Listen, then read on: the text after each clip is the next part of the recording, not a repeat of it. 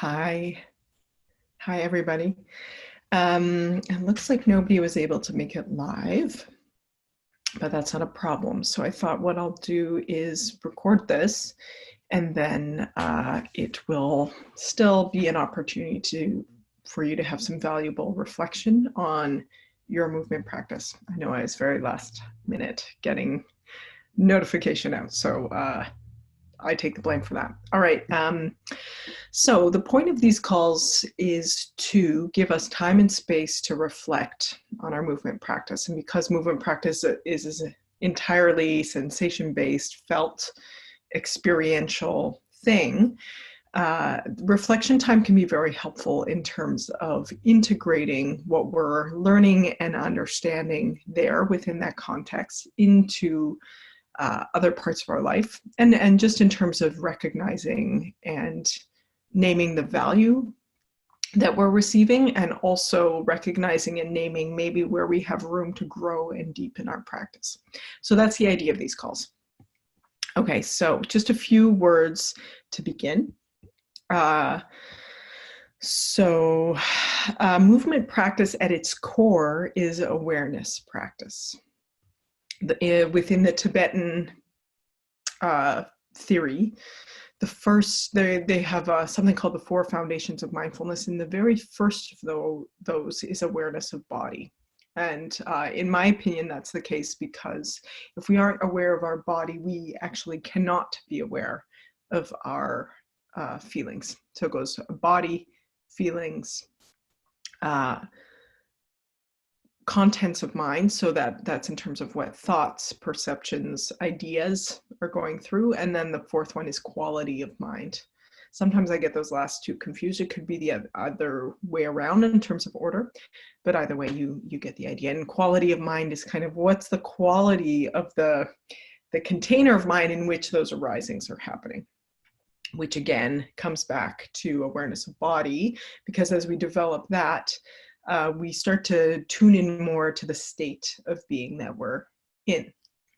Okay, so that in that sense, because movement practice is awareness practice, there's really no depth to the end, no end to the depth that we can develop and or seek and or find through movement practice. That can absolutely just continue to deepen and deepen and deepen, and truly start to bring us into greater contact and greater understanding in terms of what is the nature of being alive. What does it mean to be alive as a human being? And as we experience what it means to be in this body, we learn that. We absolutely learn that. Great. Okay. All right. So the next point is, that sensation is the very foundation through which we experience reality. We experience that the organism, as it evolved, the very first intelligence it had was that of sensation, right? Move away from pain or discomfort and move towards comfort and pleasure. And that's how the organism navigates reality and finds nourishment and finds habitats where it thrives and eventually evolves. So that's pretty cool. And then also to say that that's also very, very useful information for us as we move through our lives. If we can contact that awareness of sensation, we get contact with some of the very foundational frameworks or qualities that make up our reality, which often we just take for granted, or they're on an unconscious level. They're happening on an unconscious level, and we just think they kind of are the way reality is. But when we can start to bring awareness to that level, then we can start to create shift if we need or want to, and expand our vocabulary of what's possible in that sense.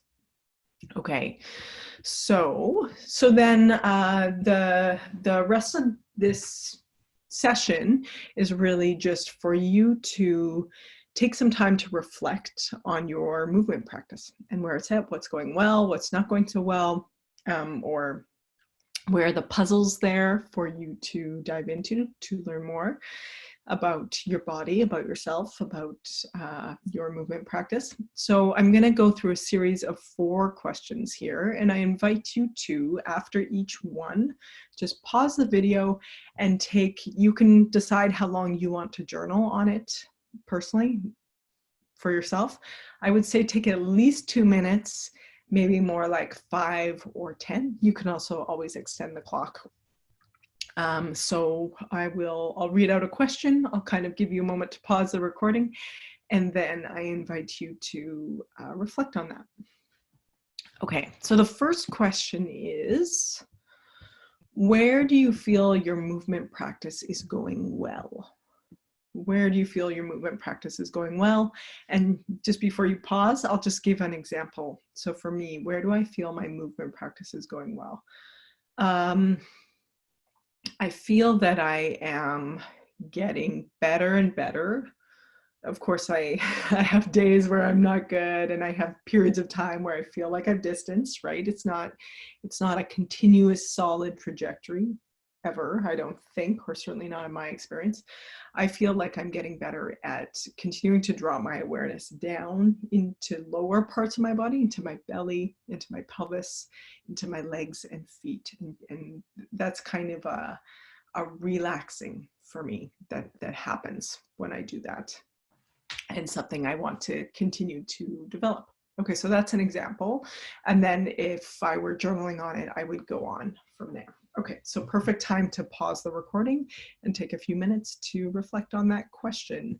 Where do you feel your movement practice is going well?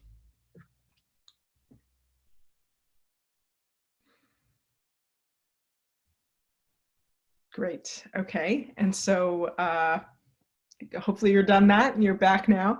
The second question here is, what are you learning from your movement practice? What are you learning from your movement practice? And I just want to drop in here, you may not have answers for these, and I nonetheless really encourage you to decide how much time you're going to journal for, and journal, because there's something about that process of just churning out that often things are revealed that we haven't thought of before.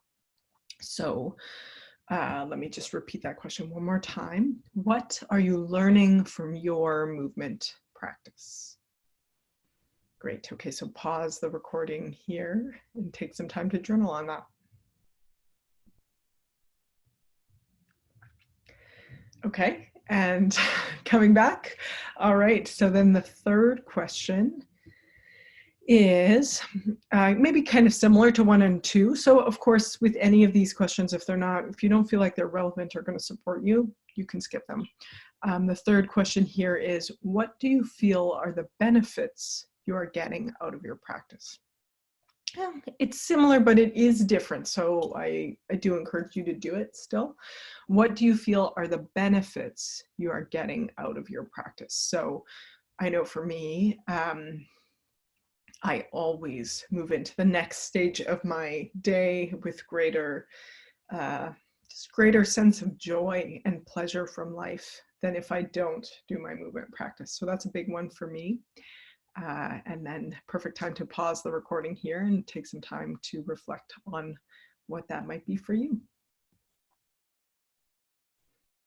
Okay, great. Coming back, welcome back. The fourth question I invite you to reflect on is, where do you find you feel stuck or confused or bored or frustrated or disconnected in your movement practice? So just take a few moments and reflect on that. Where do you feel like, and of course it can be, you get the idea. I'm kind of saying, where do you feel some discomfort or some unpleasantness in relationship to your practice? Where does frustration come up, or confusion, or just boredom? Where does that come up? Good, taking a few moments to reflect on that.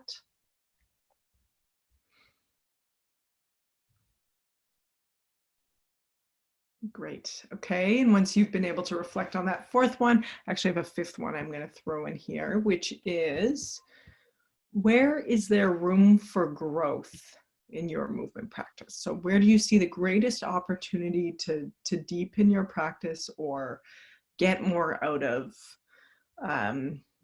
your movement practice, or where is there room for growth in terms of your movement practice? So that could be something like, so for me, where do I see room for growth? For me, there's an interesting balance between sharing and speaking and then dropping into my own experience. So, and one of the ways in which I'm showing up for you as kind of facilitator is by my voice, right? My voice is a very important aspect of your experience. And I have noticed in watching the recordings that my voice can be quite inconsistent. It can be more held or grippy. And so I want to continue to develop my ability to really feel into the quality that I'm seeking to convey and find the appropriate quality of voice to convey that as much as possible and work on my pacing of that. And then in terms of, so that's an example. I know that's kind of probably not so relevant for you. And then in terms of my own movement practice, where's there room for growth? There's still so much room for growth for me in dropping my energy down into my pelvis, my pelvic floor. And there's something I've been exploring about kind of feeling an energy center below the floor of my pelvis that has been really helpful. And then hooking up the rest of my body, feeling the connection between the rest of my body and that center point of the pelvis, and feeling my sacrum present. So that backbone of my pelvis, also feeling for that. Something about that has been really potent and healthy for my body. So I need to continue to explore that, or I want to continue to explore that. That's, I think, an area of growth for me. Okay, so that's some examples and various blabbing from me. So now pause the recording and take a few minutes to reflect on that for yourself. Okay, and you're probably back now. It's a strange thing to record this in one go, and of course, you're probably not experiencing that. Anyhow, okay, so welcome back.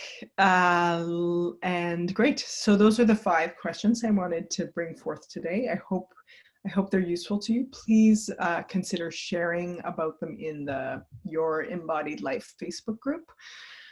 Or I would love to hear from you directly. So if you want to write to me in the email or something like that, please do. I'm also thinking I might bring them into some classes, and if people can stay after, we might take a few minutes to share about one of these after a class, once or twice a week or something like that. Okay, have a fabulous weekend and week ahead. I look forward to moving with you soon. Take good care. Take good care for now. Bye.